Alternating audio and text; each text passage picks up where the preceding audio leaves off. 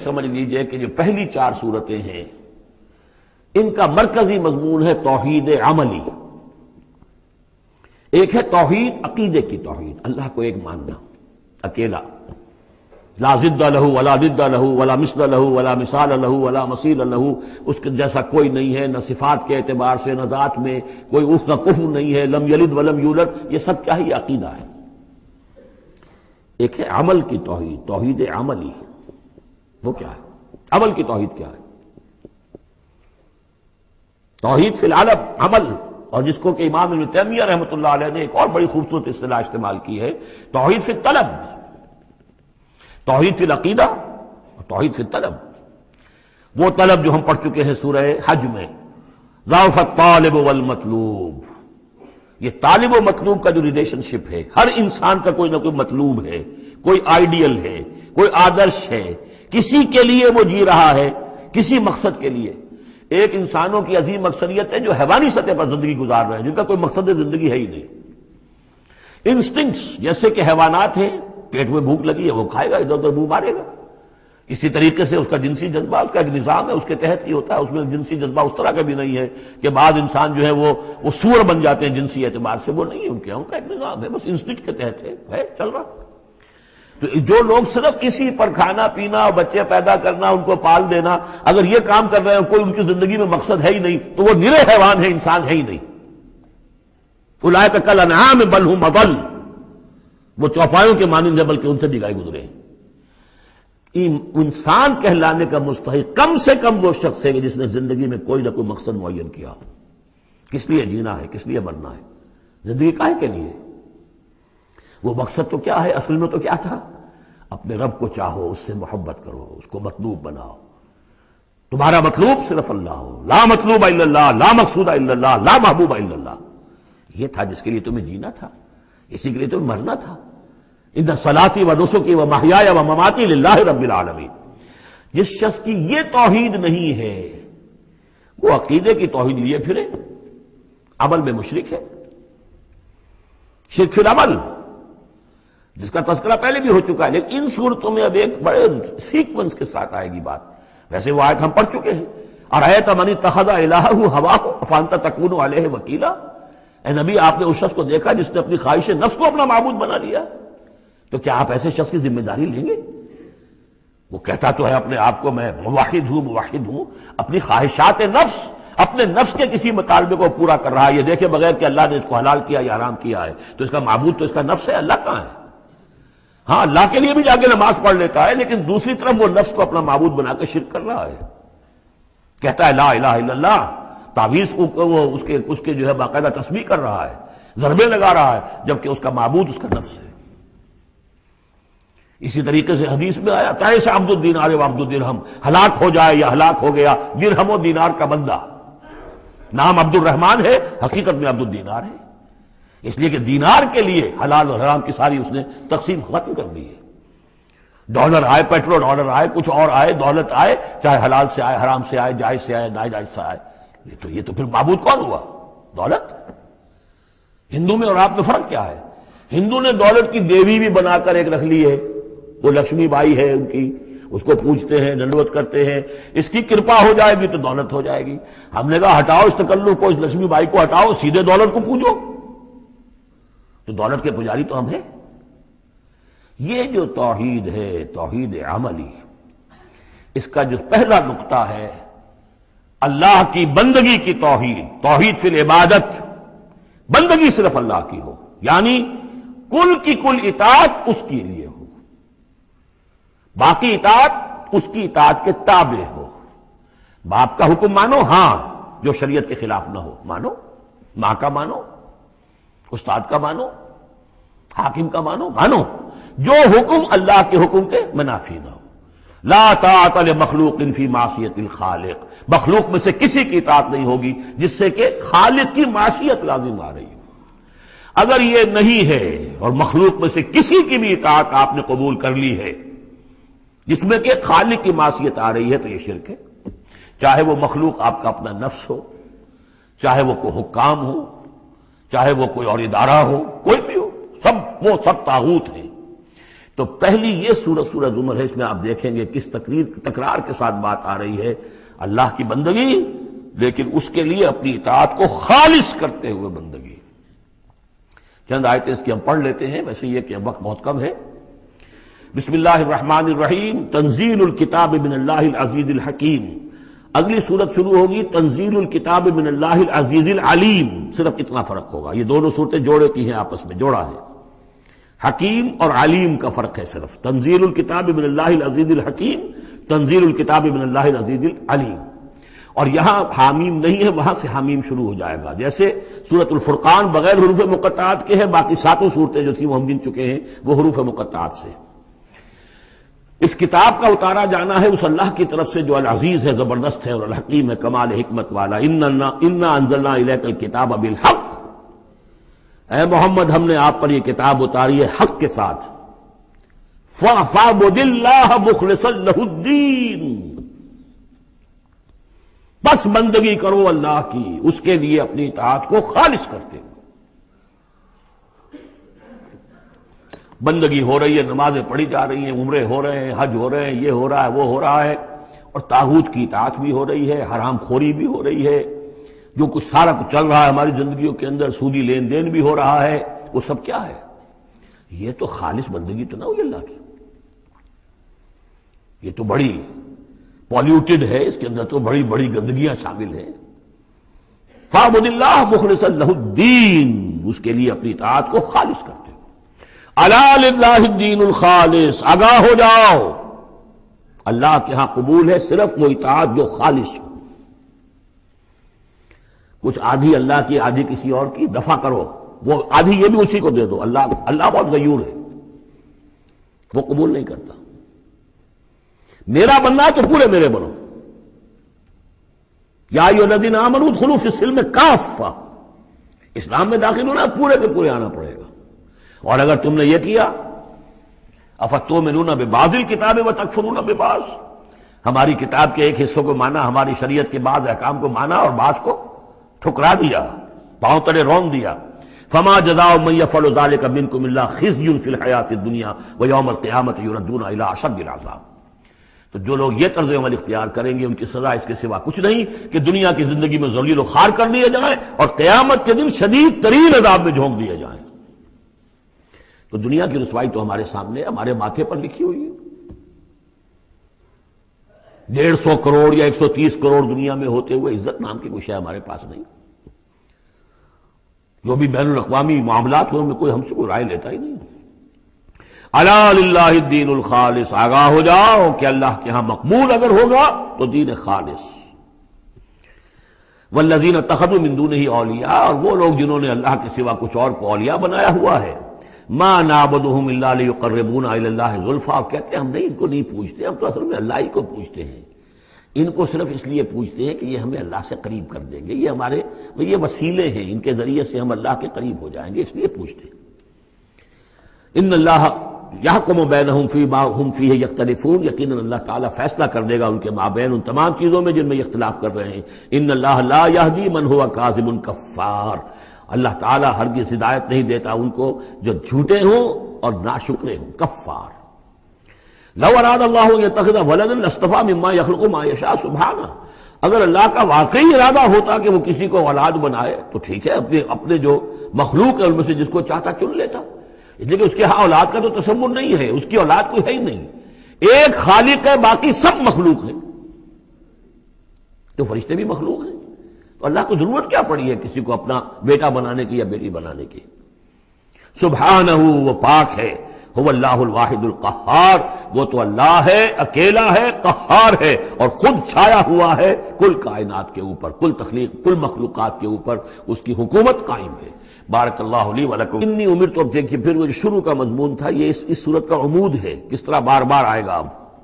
قل انی امرت ان اعبد اللہ مخلصا لہ الدین، کہہ دیجئے اے نبی مجھے حکم ہوا ہے کہ میں اللہ کی بندگی کروں، اس کے لیے اپنی اطاعت کو خالص کرتے ہوں۔ یہاں میں چاہتا ہوں تھوڑی سی وضاحت کر دوں۔ دیکھیے عبادت کے آپ یوں سمجھیے کہ ایک عبادت کا ظاہر ہے اور ایک عبادت کی اصل حقیقت ہے، پھر یہ کہ ایک اس حقیقت میں بھی ایک روح ہے اور ایک اس کا جسد ہے۔ ایک اس کے رسومات ہیں. رسم کہتے ہیں کسی شے کی ظاہری شکل. عبادت کی رسم جس کو مراسم عبادت کہتے ہیں. یہ مراسم عبودیت کیا ہیں؟ جس کی آپ عبادت کرتے ہیں، اس کے سامنے جھکتے ہیں، اس کے سامنے ادب کے ساتھ کھڑے رہتے ہیں، اس کے کچھ حمد کے ترانے گاتے ہیں، اس کے سامنے سجدہ کرتے ہیں. ان کو ہم کہیں گے مراسم عبودیت. رسم کہتے ہیں کسی چیز کی ظاہری شکل. یہ حروف ہے اور یہ رسم جو ہے رسم الخط. اسی طرح یہ قرآن اور یہ اس کا رسم عثمانی ہے، اس کا لکھا ہوا جانا جیسے کہ یہ رسم ظاہر ہے. تو ایک تو یہ چیزیں ہیں عبادت جسے دنیا میں سمجھا جاتا ہے عبادت. یہ مراسم عبودیت ہے. اصل عبادت جو ہے اس کا بھی ایک جسد ہے اور ایک روح ہے. جسد کیا ہے؟ اطاعت، جس کی عبادت ہے کلی اطاعت، ہم عطن اطاعت، ہم وقت اطاعت. غلامی، عبد کے معنی ہے غلام. چنانچہ یہ لفظ دو دفعہ ہم پڑھ چکے ہیں کہ فرعون نے کہا تھا بنی اسرائیل کے بارے میں قومہما لنا عابدون، یہ جو ہارون اور موسیٰ کی قوم ہے وہ تو ہماری غلام قوم ہے. اور ظاہر بات ہے وہ پرستش نہیں کرتے تھے، وہ قبطیوں کو پوجتے نہیں تھے، وہ ان کی نماز نہیں پڑھتے تھے، وہ ان کو سجدہ نہیں کرتے تھے معاذ اللہ. لیکن غلامی جو ہے اصل شے، اطاعت یہ تو اصل جسم ہے. اصل عبادت کا جو ہے جسم، جسد جو ہے وہ ہے اطاعت. لیکن جو چیز اس اطاعت کو غلامی سے آگے بڑھ کر عبادت بنا دیتی ہے وہ اس کی روح ہے، روح محبت. جس ہستی کی اطاعت محبت کے ساتھ کی جائے گی وہ عبادت ہو جائے گی. ایک جبراً اطاعت کی جا رہی ہے. اب جیسے کہ انگریز کی ہم اطاعت کرنے پر مجبور تھے، ہم اطاعت کر رہے تھے، عبادت نہیں کر رہے تھے لیکن اطاعت کر رہے تھے. لیکن کسی کی محبت کے جذبے سے سرشار ہو کر اطاعت کی جائے گی تو وہ عبادت بن جائے گی.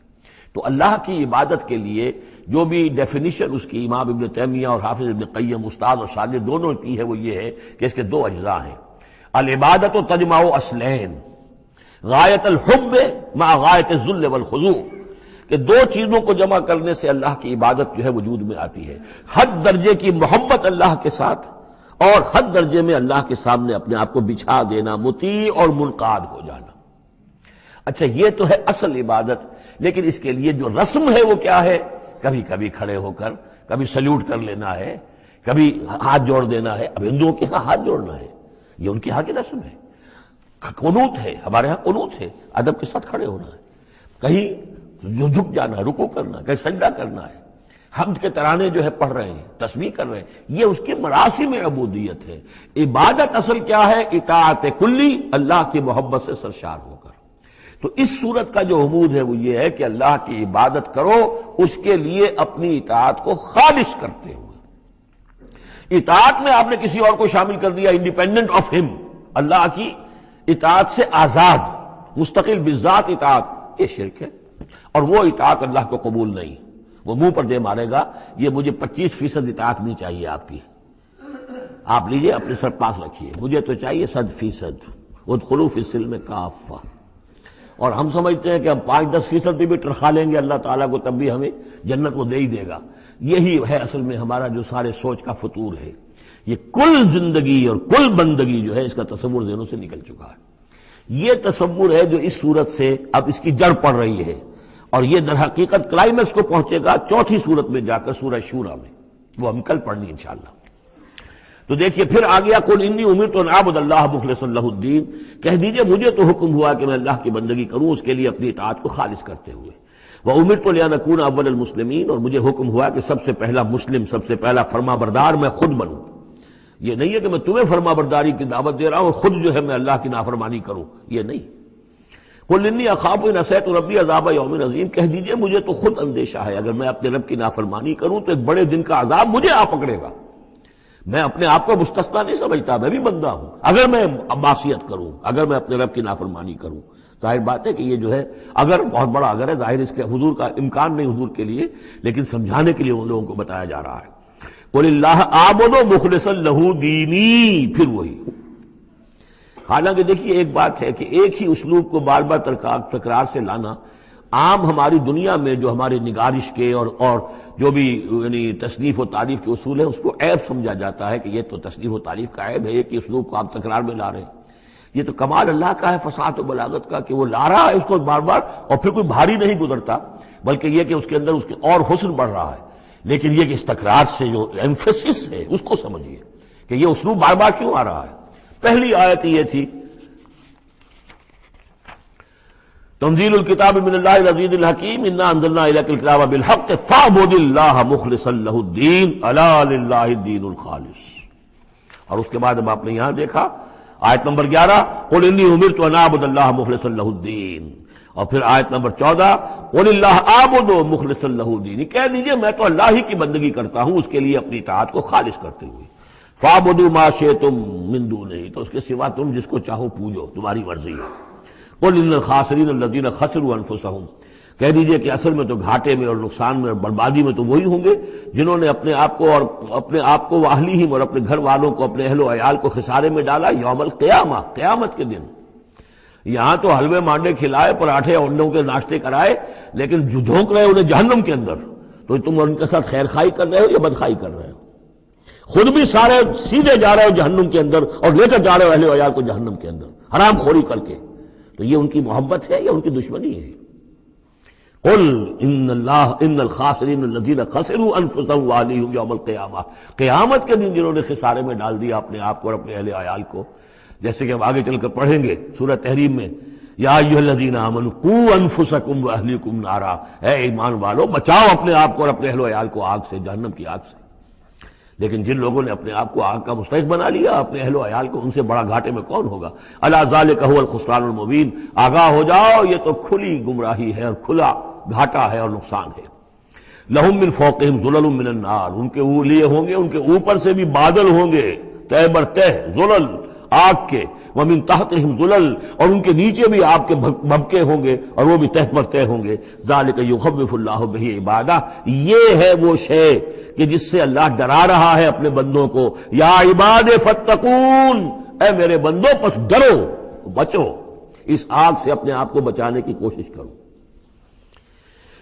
والذین اجتنبوا الطاغوت ان یعبدوها، اور وہ لوگ کہ جنہوں نے طاغوت کا انکار کیا، ان سے کنارہ کشی کر لی، ان کی بندگی نہیں کی. اور یہ طاغوت کا لفظ سورہ بقرہ سے پڑھتے ہوئے آ رہے ہیں، فمن یکفر بالطاغوت ویؤمن باللہ فقد استمسک بالعروۃ الوثقی، جو بھی اللہ کی اطاعت سے سرتابی کر رہا ہے وہ طاغوت ہے. طغا کسے کہتے ہیں؟ طغیانی. دریا اپنی حد میں بہ رہا ہے، کیا خوبصورت منظر ہے، اور وہ حد سے باہر نکلا، طغیانی آ گئی. یہ انسان اللہ کی بندگی کی حد میں رہے بہت اچھا ہے، اللہ کا خلیفہ ہے، اشرف المخلوقات ہے، اور بڑھ گیا آگے اور اللہ کے حدود کے اندر داخل ہو گیا، اپنے نفس کو بنا لیا مطاع یا کسی اور کو بنا لیا مطاع، خود حاکم بن بیٹھا یا کسی اور کی حاکمیت کا قائل ہو گیا اللہ سے آزاد ہو کر، تباہی ہے، بربادی، وہ طاغوت ہے.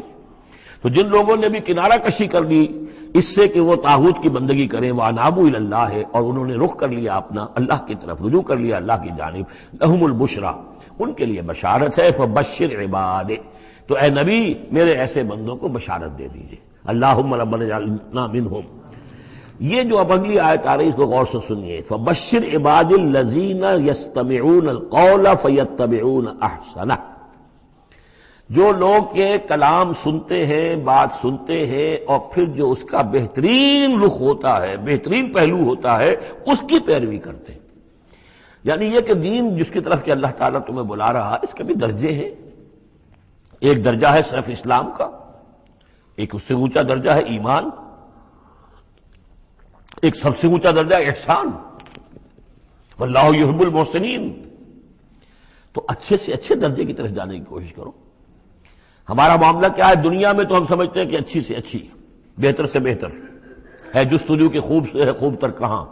اور دین میں ہم کہتے ہیں ذرا اور کم پر بھی گزارا ہو جائے، کہیں اور تھوڑی رعایت کر کے پیچھے چلے جائیں، پاس ہو جائیں کسی طرح کم سے کم کے لیے. یہ ہے در حقیقت جو کہ برعکس روش ہونی چاہیے. فیتبعون احسنہ، عزیمت کا راستہ اختیار کرو، بہتر سے بہتر کے لیے ایم ہائی. دین کے معاملے میں بھی اپنا ارادہ جو رکھو وہ اونچا رکھو.